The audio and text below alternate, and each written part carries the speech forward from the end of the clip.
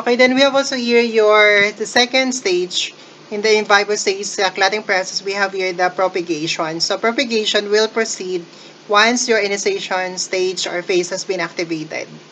Okay, so this one occurring here in our platelet membrane. So basically, what you are needing here are actually the products that are being produced in your initiation phase. So like factor 5, factor 8, those are produced in your initiation phase. So therefore, the factor 5 here bind to your factor 10, factor 8 binds to your factor 9, which further activates your common pathway, and that would result here to your conversion of your fibrinogen to your fibrin clot with the production of your thrombin. Ang thrombin naman na produce dito sa ating propagation phase ay ginagamit siya, number 1, to cleave your fibrinopeptide A and B of your fibrinogen para ma-convert ang ating fibrinogen to your fibrin clot. Then we have also here the thrombin na produce dito sa stage na to bind with your thrombomodulin that would activate your APC protein S complex that will be discussed later. Also try to activate your factor 8 ay factor 13. So para magiging or para ma-perform ng ating factor 13 ang kaniyang fibrin stabilizing property to stabilize your fibrin polymer na clot, so it should be activated first. And mag-activate sa kanya para maging activated form ang factor 13 natin is your thrombin. And this one is only being produced here in the propagation phase. I mean to say, ang dito na stage na to is more effective with the clot formation kasi na-activate na popolymerize ang ating fibrin polymer o nagko-cross-link siya compared with your initiation phase na wala pa tayong activation ng factor 13 on that. And number 4 here, so that thrombin is being produced also here also tend to activate your TAFI or your thrombin activation fibrinolysis inhibitor, which inhibit our fibrinolysis or clot dissolution. Okay, for the last topic here, so we have your regulatory control proteins. Regulatory control proteins, so it try to regulate the clotting process para hindi siya masyado nagka-clot. Kasi pag clot ng clot, puro na lang clot, hindi siya na-regulate, it would result here to our thrombosis. So, it's not normal na may thrombus tayo or clot within our blood vessels. It results to your stroke, to your myocardial infarction. So, dapat hindi siya.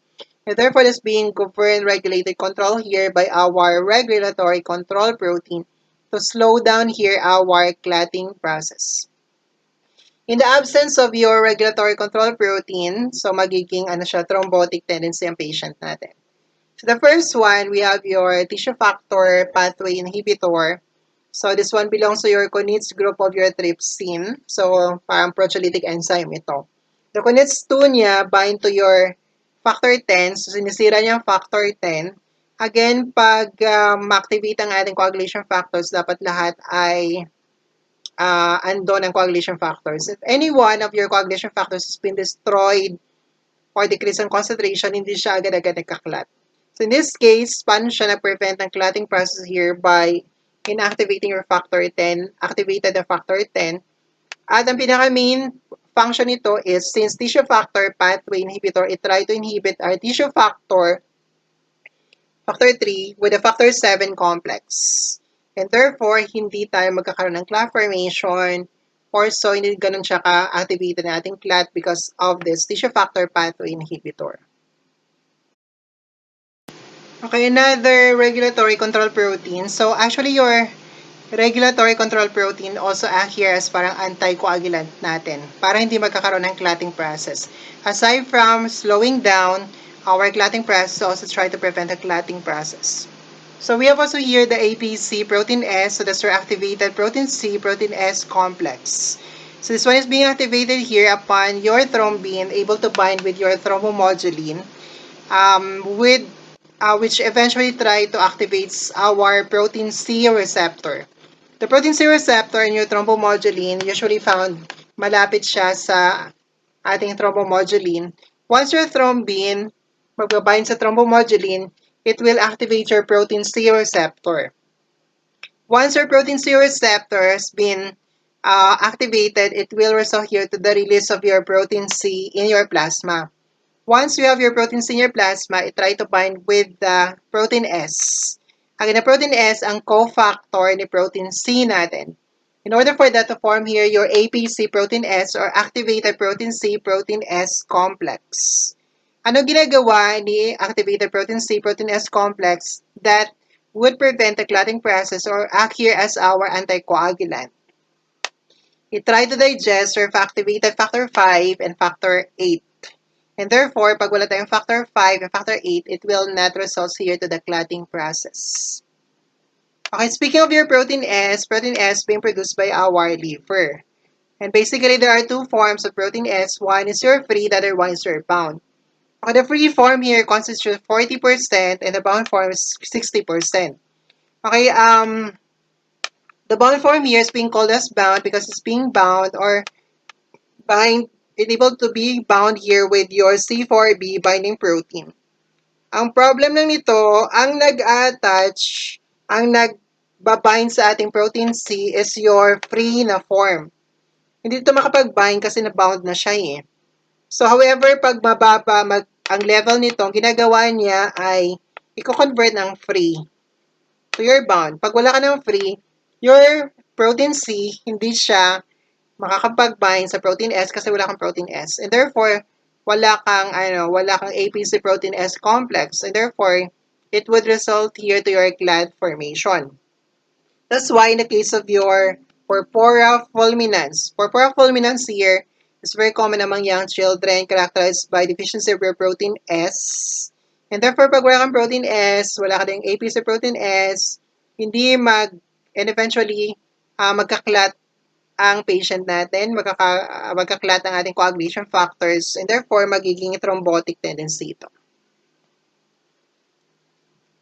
Okay, now we go to your serpins. Serpins here is your serine protease inhibitor. So they try to inhibit here our coagulation factors which are serine protease. Again, and once they try to inhibit that one, hindi sila magiging activated and therefore, wala kang clotting process. Okay, so they require heparin for them to be activated. First one, antithrombin. So thrombin, prothrombin. So antithrombin, mean to say anti-factor 2. Factor 2 is your prothrombin, di ba? So this antithrombin is basically try to inhibit the activity of your factor 2 of your prothrombin. Ang pinaka-major serpin natin is your antithrombin 2. Okay, so it try to inactivate your factor 2, which is your thrombin. Aside from that, your antithrombin here also try to inactivate your factor 9, factor 10, factor 11, 12, your prekallikrein, and even your plasmin.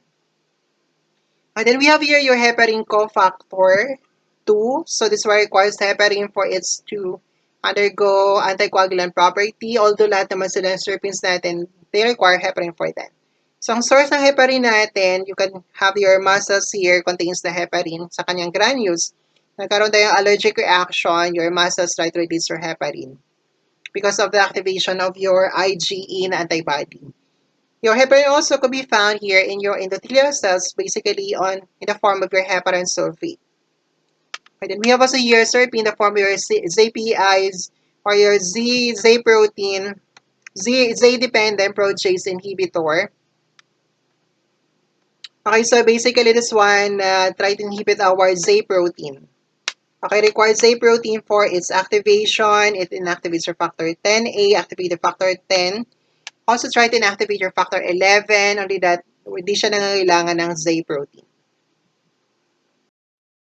Okay, then we have also here the protein C inhibitor. So this effect is non-specific. This one could be found in the plasma and even in other body fluids. Among its function, procoagulant, so mean to say it facilitate the clotting process by inhibiting your thrombin thrombomodulin. So pag na-inhibit ang thrombin thrombomodulin, wala tayong maproproduce na APC protein S. And therefore, factor 5, factor 8 natin na hindi madadigest and it proceed with the clotting process. Anticoagulant, it inhibit the thrombin. So pag try to inhibit the thrombin, ang fibrinogen natin hindi ma-convert to your fibrin clot. Therefore, wala kang clotting process. That's anticoagulant property. Then we have also here inhibit your fibrinolysis. And lastly, we have your anti-alpha antitrypsin, alpha-1 antitrypsin.